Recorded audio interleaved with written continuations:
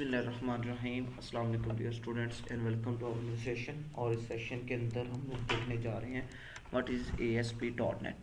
ठीक है, तो इसके अंदर हम लोग जो है वो बेसिकली ये देखेंगे कि ASP.NET है क्या, इसको किस पर्पज़ के लिए यूज़ किया जाता है, ठीक है, और उसके हमारे पास बेनिफिट्स क्या है। तो मैं हमेशा ये कहूँगा कि जब भी आप कोई चीज़ सर्च करें तो उसकी ऑफिशियल डॉक्यूमेंट आप लाजमी स्टडी करें। तो यहाँ पे मैं भी इसकी जो है वो ऑफिशियल डॉक्यूमेंट जो है वो आपको दिखाता हूँ, और मैं आपको रिकमेंड भी यही करूँगा कि आपने क्या करना है, इसकी ऑफिशियल डॉक्यूमेंट को स्टडी करना है। तो गूगल पे अगर आप सर्च करते हैं व्हाट इज़ ASP.NET, तो ASP.NEट is an open source server side web application framework. यानी कि ये बेसिकली हम लोग को ज़रूरी नहीं है कि मैं अब ये भी नहीं कहूँगा कि ASP.NEट के अंदर आप जस्ट और जस्ट बैकएंड क्रिएट कर सकते हैं। जिस तरह मैंने भी आपको बताया, विजुअल स्टूडियो को यूज़ करते हुए हम लोग फ्रंट एंड डिजाइनिंग भी कर सकते हैं। ठीक है, और विजुअल स्टूडियो के अंदर ज़रूरी नहीं C# और ये बाकी चीज़ें लिखो, विजुअल स्टूडियो के अंदर मैं HTML CSS भी लिख सकता हूँ। ये बहुत बड़ा टूल है, ठीक है, और ये आप कह लें कि ऑर्गेनाइज टूल है, और मार्केट के अंदर इसने अपनी वर्थ जो है वो कायम की हुई है। अच्छा जी, ASP.NEट की बात कर रहे थे। ASP.NEट एक ओपन सोर्स है और server side web application framework के तौर पे हम इसको यूज़ करते हैं, और डायनामिक वेब पेजेस और API कॉल्स के लिए हम लोग इसको बेसिकली क्रिएट करते हैं, सॉरी यूज़ करते हैं। ठीक है, और ये माइक्रोसॉफ्ट की बेसिकली प्रोडक्ट है, और इसकी जो इनिशियल रिलीज़ है वो अब 19 ईयर्स हो गए हैं, यानी कि 2002 में इसको लॉन्च किया गया था।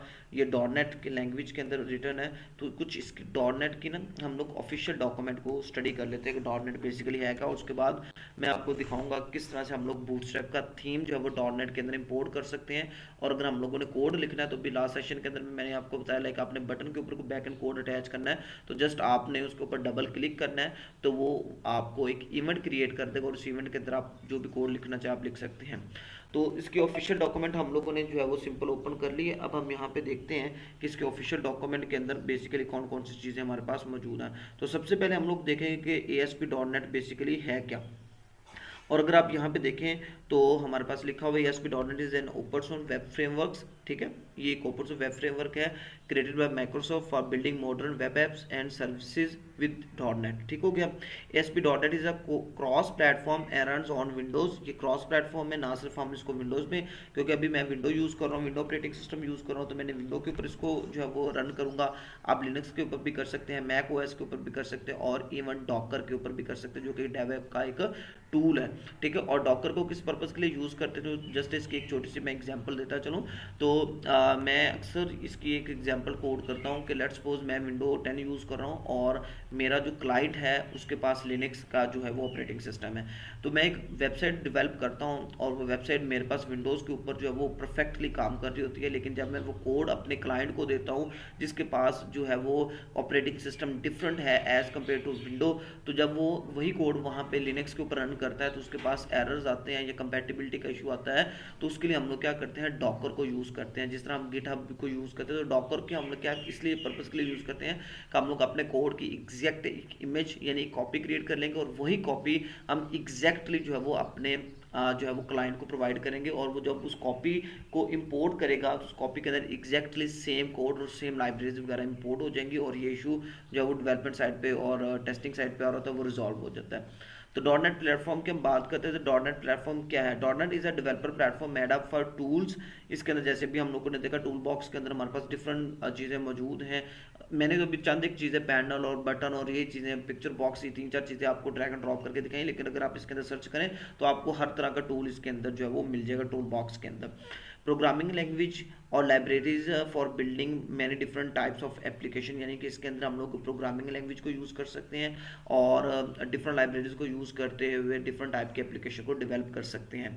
The base platform provide component that apply to all different type of app. Additional framework such as ASP.NET extend .NET with component for building specific type of application. ठीक हो गया। लाइक इसमें हम लोग किस तरह की लैंग्वेजेस यूज़ कर सकते हैं। Here are something included in .NET platform.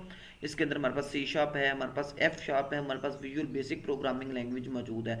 और अगर मैं लाइब्रेरीज की बात करता हूँ तो इसके अंदर like string, dates, files, input, output library simple. अगर मैं यहाँ पे चला जाऊँ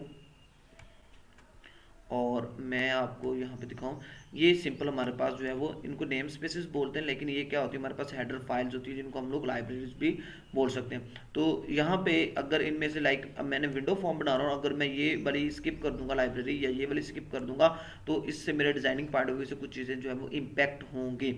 ठीक हो गया। तो ये तमाम चीज़ें जो है वो इसके अंदर इंक्लूडेड होती है डॉटनेट के अंदर। और इसके अलावा टूल्स की अगर हम बात करते हैं तो इसको हम लोग विंडो के लिए, लिनक्स के लिए, मैक ओएस के लिए और डॉकर के लिए भी यूज़ कर सकते हैं।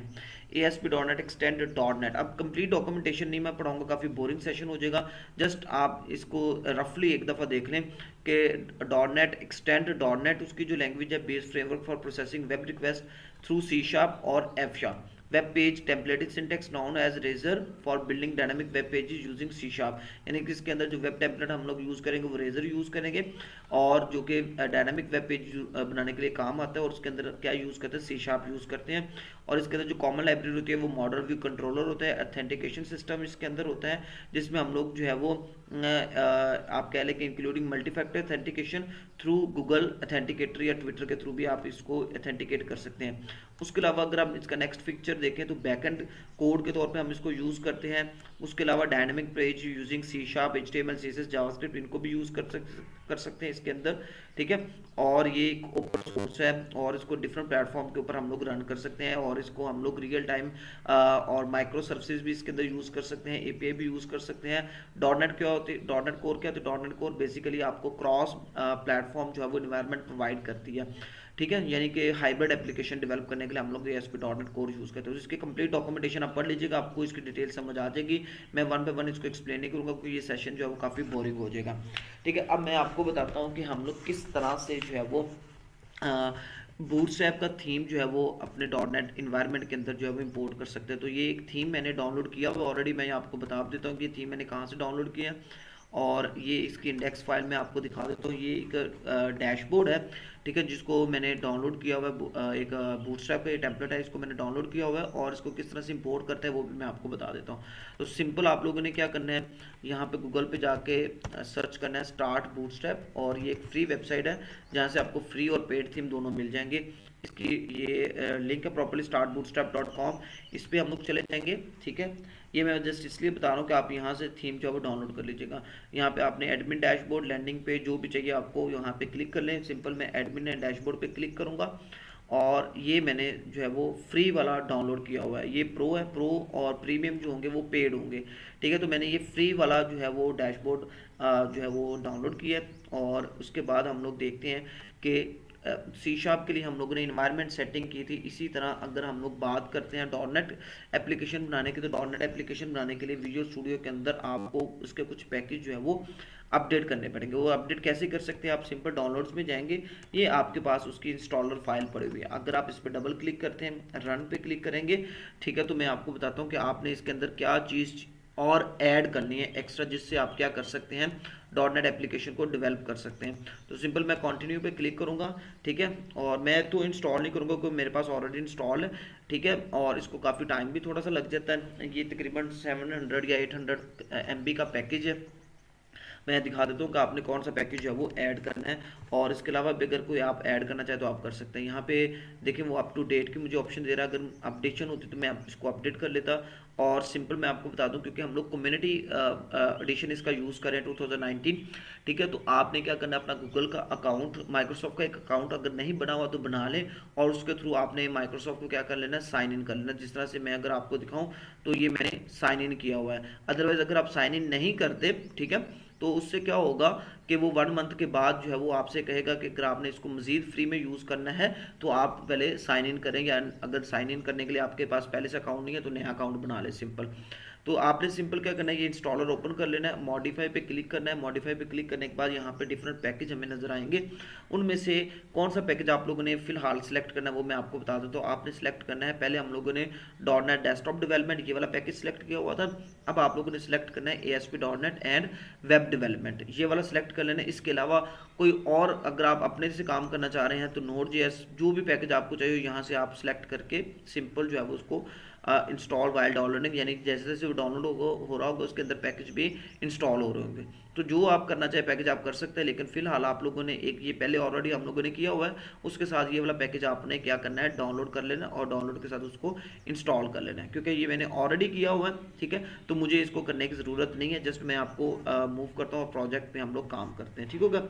तो सिंपल ये सिलेक्ट करके आपने क्या करना है, यहाँ पे दो ऑप्शंस आती हैं कि पहले आप डाउनलोड कर ले देन आप इंस्टॉल कर ले, लेकिन मैंने ऑप्शन आपने भी यही सिलेक्ट कर लेना कि डाउनलोडिंग के साथ साथ वो इंस्टॉलिंग भी करता जाए, ठीक है। तो इसको मैं क्लोज कर दूंगा, ठीक है। क्लोज करने के बाद इसको भी मैं क्लोज कर दूंगा, अपने विजुअल स्टूडियो में आऊँगा और यहाँ पे हम लोगों ने क्या करना है, अब बेसिकली बूटस्ट्रैप का थीम जो है वो इंपोर्ट करना है। तो फाइल पे आएंगे, न्यू पे क्लिक करेंगे, न्यू पे आके न्यू प्रोजेक्ट क्रिएट करेंगे, ठीक है। और जब आप न्यू प्रोजेक्ट क्रिएट करेंगे तो अगर आपने जो भी पैकेज बनाया ASP.NET वेब जो है वो आप कर लेंगे, ठीक है। तो उसके बाद आपके पास यहाँ पे आप लोगों ने सिंपल सर्च करना है ASP.NET वेब एप्लीकेशन, ठीक हो गया।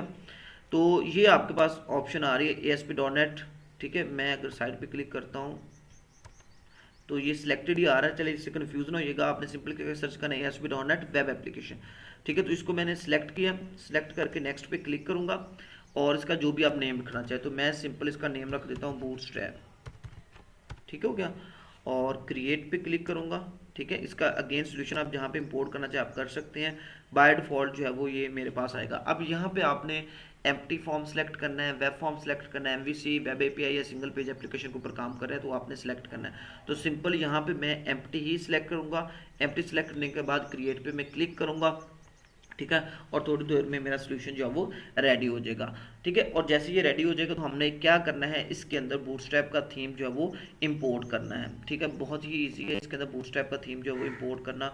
यहाँ पे अगर आप देखें तो ये इंपोर्ट करने के बाद ये ऑप्शन आपके पास, सॉरी सोल्यूशन क्रिएट करने के बाद ये ऑप्शन आपके पास आएगी।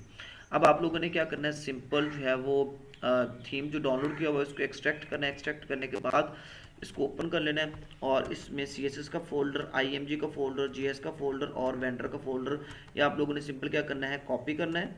कॉपी करने के बाद अपने कोड एडिटर में आना है, ये बूटस्ट्रैप इसका नाम है रखा था, इसके ऊपर राइट क्लिक करनी है और ये यहाँ पे पेस्ट के ऑप्शन आ रही है, इस पर आपने सिंपल क्लिक कर देना है और ये फोल्डर जो है वो इंपोर्ट होना स्टार्ट हो गए, ठीक है। नेक्स्ट काम आप लोगों ने क्या करना है, जब तक ये कॉपी हो रहा है तो मैं आपको एक चीज़ बताता हूँ, आप लोगों ने सिंपल क्या करना है, ये कोड जो है वो अपने किसी और एडिटर के अंदर ओपन कर लेना है। तो लेट्स सपोज मेरे पास VS कोड भी है, ठीक है।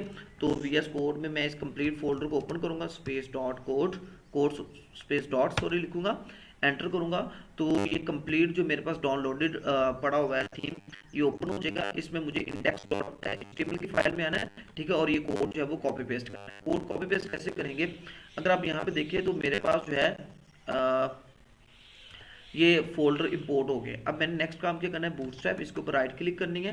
राइट क्लिक करने के बाद यहाँ पे हमारे पास ऑप्शन आती है ऐड, ठीक है। ऐड के ऊपर क्लिक करना है। क्लिक करने के बाद यहाँ पे आप लोगों ने लिखना है, सिलेक्ट करना है वेब फॉर्म, ठीक है। वेब फॉर्म इसका नाम आपने रख देना है डिफॉल्ट, एंटर करेंगे और ये डिफॉल्ट फाइल .ASPX बन जाएगी। ASPX का मतलब होता है ये .NET की एक्सटेंशन है, ठीक हो गया। अब यहाँ पे हम लोगों ने क्या करना है, ये फाइल क्रिएट कर ली है। फाइल क्रिएट करने के बाद नेक्स्ट काम हम लोगों ने क्या करना है, ये थीम मैंने ओपन किया हुआ है, इसमें आपने क्या करना है, जो हेड के अंदर चीज़ें इसको एज इट इज़ कॉपी करना है। ये मैंने इसको कॉपी किया, विजुअल स्टूडियो में आएंगे, ठीक है। और ये टाइटल मैं रिमूव कर दूंगा और हेड के अंदर जो मैंने चीज़ें कॉपी की थी वो मैंने पेस्ट कर दी, ठीक है। ये हेड के अंदर पेस्ट कर दी। अब ये नेक्स्ट चीज़ हमारे पास आ गई बॉडी।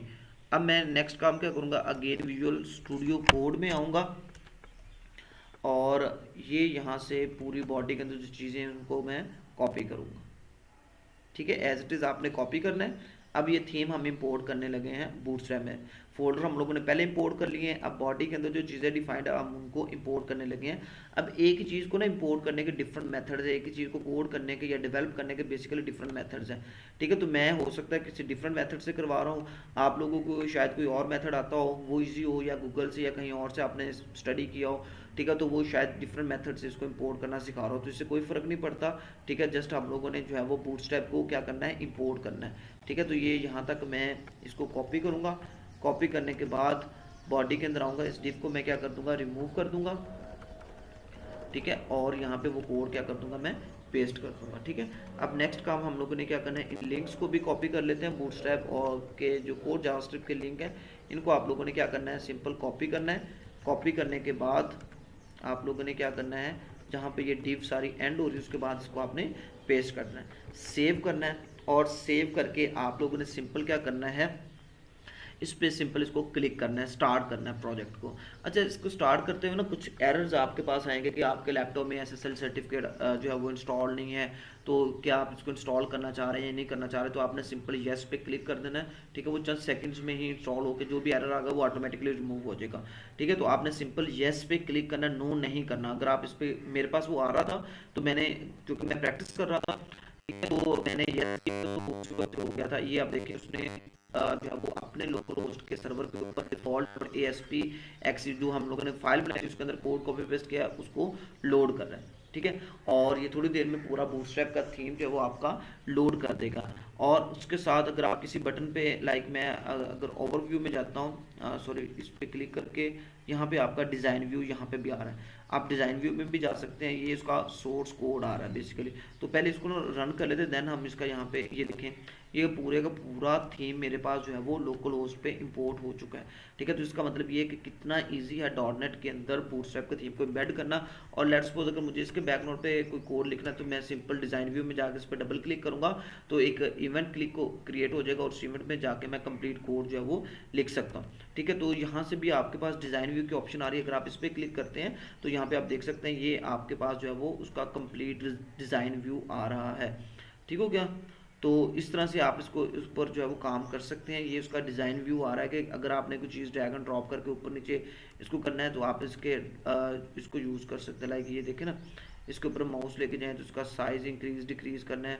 ठीक है, क्योंकि ये डिज़ाइन व्यू में बता रहा है। और अगर इसके ऊपर आप जो है वो कोई भी चेंजिंग करना चाह रहे हैं तो आप इजीली कर सकते हैं। ठीक है, ये उसका ओवरव्यू है और ये उसका कोड है जो कि हम लोगों ने कहाँ पर रखा था, default.asp.x के अंदर। ठीक हो गया, तो ये सिंपल सा काम था जो कि अभी हम लोगों ने देखा है किस तरह से हम लोग इंपोर्ट कर सकते हैं थीम को ASP.NET के अंदर।